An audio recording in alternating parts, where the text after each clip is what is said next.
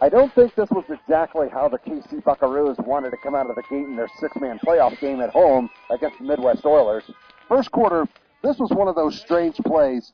James Caro's trying to throw one way. He's not going to find anyone open, so he goes the other way.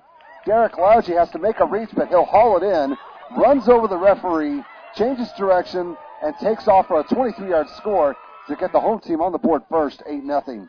Midwest reaches into their bag of tricks for their first points. Adam Van Norman takes the reverse after the near fumble, trying to get around the left side, and he will for a 4-yard touchdown.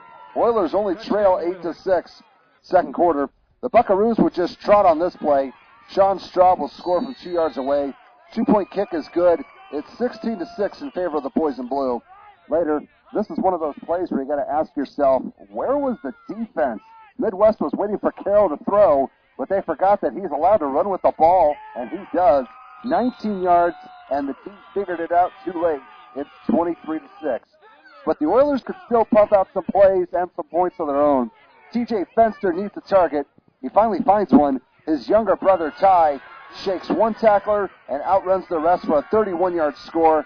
The visitors still had some more work to do, down 23-12. It didn't take long to get the ball back and strike again. It's the Fenster boys again. Ty changed jersey numbers, but Big Brother knew who he was. 8 yards, and the Oilers are back in this game, down 23-18. Kaycee went 3 and out, and the Fenster boys are at it again. This time, Ty makes the catch on his back from 17 yards away. The ref had a good view, and it's a touchdown. Midwest takes the lead, 25-23. Just before the half, Kaycee finally decided to saddle up. We almost bought the fake. Carroll's going to hit the bullseye with Chase Gosney. 2 yards and a little pain at the end, but it's worth 6 points. Home team back up 29-25 going into the break. I think that's the first ball boy I've seen wearing cowboy boots, but this is Wyoming after all. Third quarter, it was time for a Buckaroo to have a good ride cowboy, and that guy is Laugi. He'll find a crease on the far sideline, dive for the pylon, and get in from 27 yards away. That puts his team up 36-25 at this point. Who says there's no defense in six-man? Midwest goes for it on 4th and goal to 1. Riley Harshman's going to get stuffed by Laugi behind the line for a loss. That was the play that would turn the tide for good.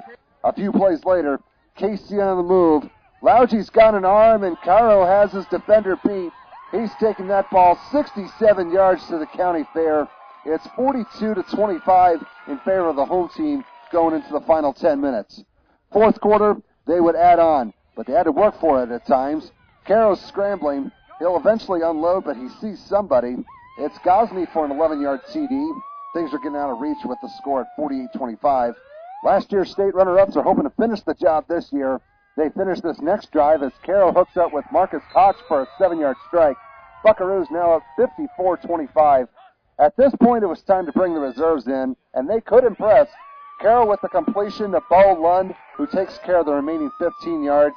Midwest would score late, but it didn't matter. Kaycee is in the semifinals by vanquishing their arch rivals, at least for this year, 60-32.